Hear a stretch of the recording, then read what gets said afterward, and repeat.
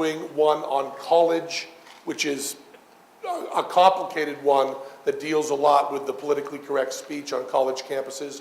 We're doing freedom, which is the bullshit of having lost a lot of our freedom to the reaction to terrorism and perhaps the opportunistic, cynical reaction to terrorism.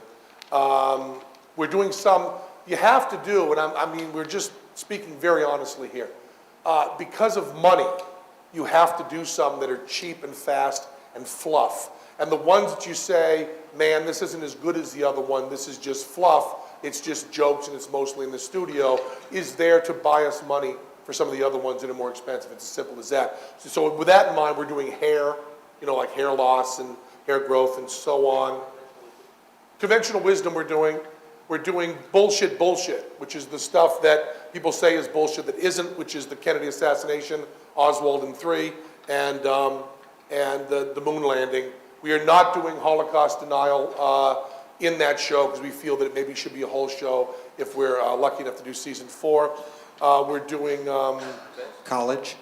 We said college, what'd you say? We're doing The Best, which is a great one. Just how we're all obsessed with having the best of everything and how important is that really.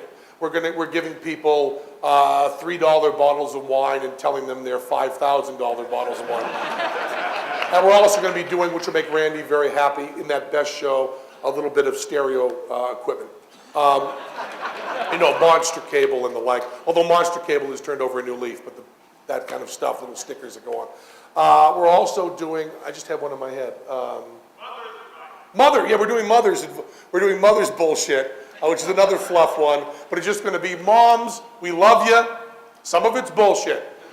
And we're getting a bunch of kids to eat huge meals of hamburgers and french fries and having them swim a quarter mile.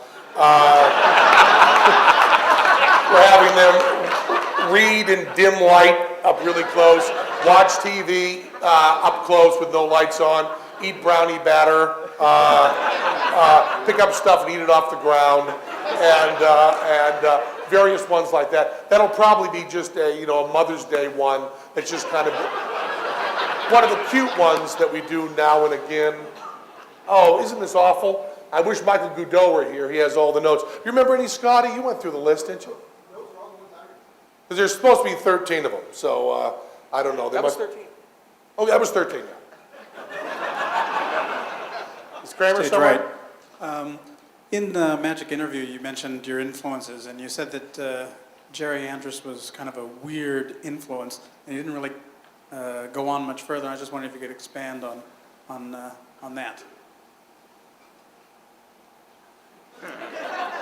I think Jerry Andrus to me is more of a personal inspiration than a artistic inspiration. Bob Dylan once said, "To live outside the law, you must be honest," and I think that Jerry Andrus may be the best example of that I've seen. And I really like how strongly he goes his own path and how beautiful and honest and straightforward he is, and that's always an inspiration if you can get through his house.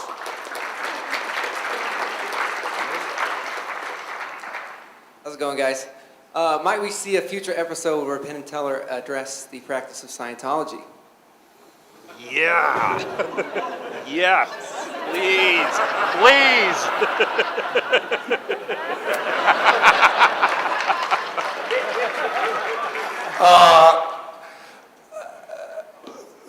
There are several reasons why we haven't gotten to Scientology on that. One is that, and this is, I'm actually answering you honestly. It will look evasive, but I believe I'm telling the truth. I can't look completely into my heart on this, but the best I can. The lawyers and Showtime are a little scared. They're very litigious, and they have been reported to be dangerous, and Showtime just keeps crossing it off the list. I don't know if I'm personally scared. I don't know if we're scared because there's this other level of people that are saying, no, you can't do it, so we don't get to it. I also believe that Scientology, to me, is in a certain extent a punching bag. No one follows Scientology. They have a huge amount of money, and they're centered in Hollywood, and they have some high-profile stuff. But it's not a discussion that ever comes up in my day-to-day life. Now, that answer is a little bit disingenuous because Feng Shui doesn't come up in my day-to-day life, but they don't put rattlesnakes in people's underwear. I don't really know. Showtime is dead set against it, and I can't really speak to their reasons. But I will also say that when Showtime is dead set against it, we haven't fought them and said, no, you absolutely have to do it. So the name of the show is Penn and Teller's Bullshit, so we're culpable for everything. And we take full responsibility. So we haven't done it yet. It's not, and I realize this is an insane thing to say, but I think it's what I feel. It's not one of the ones that really sticks in my craw. I know it's bullshit. I don't believe it for a second. I think the people who believe it are dupes that are being very badly manipulated and ripped off. I believe all of that, and yet it doesn't get much of the time in my head, and I don't really know why. I can tell you why Trey and Matt don't do it, because Chef is a Scientologist. It's also, in bullshit, we tend to take things that people tend to take for granted.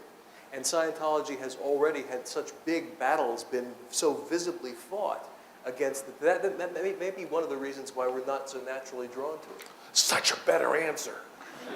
But it's also true.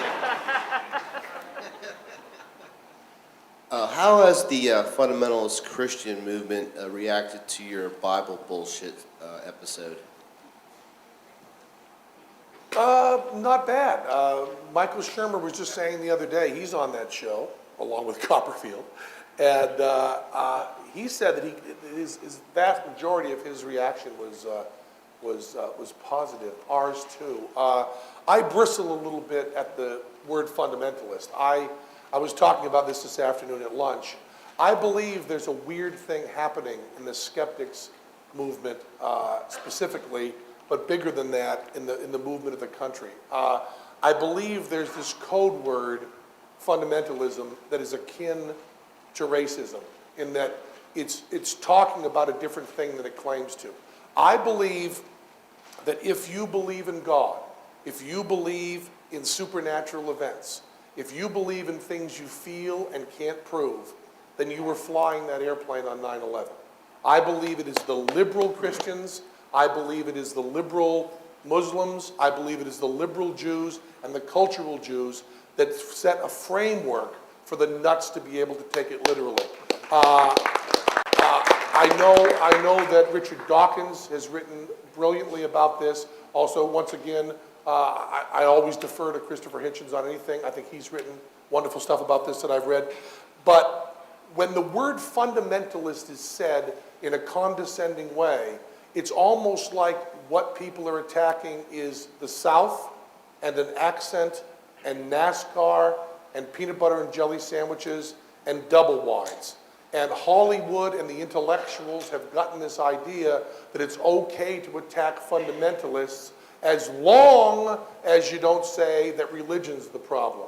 And the fact is, it's not a continuum where you start with a good kind of supernatural belief and then go to a bad kind of supernatural belief. The line is over here. And whether you believe in Satan or whether you believe in Santa Claus, it's the same sickness. So I bristle at the word fundamentalist. I did a show called Hell House in Hollywood where these Hollywood types were putting on one of these shows they do around Halloween to scare people into Christianity with abortion and raves and so on. And I was playing Satan in there, typecasting. And I arrived with a great deal of joy in my heart that we were getting together and pointing out the lunacy of this, and then found out that all the people working on Hell House were believers. They were Unitarians, or they were Methodists, or they were Buddhists, or they were something very light and easy.